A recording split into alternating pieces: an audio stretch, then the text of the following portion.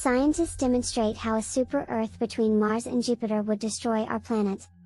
In order to fill in what they consider a gap in the solar system, researchers at the University of California, Riverside, UCR, ran dynamic computer simulations of a fictional planet between Mars and Jupiter.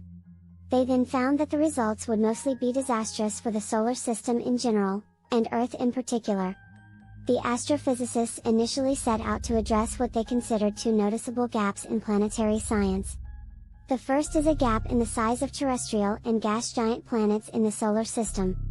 Neptune, the smallest gas giant, is 4 times wider and 17 times more massive than Earth, which is the largest terrestrial planet in the solar system. There is no planet that falls in between these two.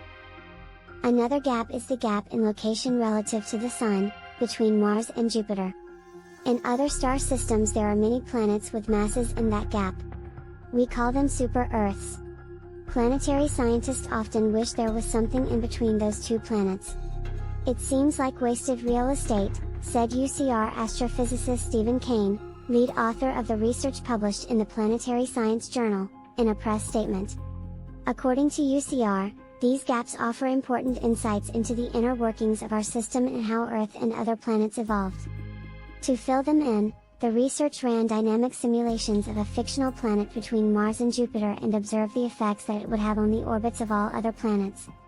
This fictional planet gives a nudge to Jupiter that is just enough to destabilize everything else. Despite many astronomers having wished for this extra planet, it's a good thing we don't have it, said Kane, describing the results of the experiment.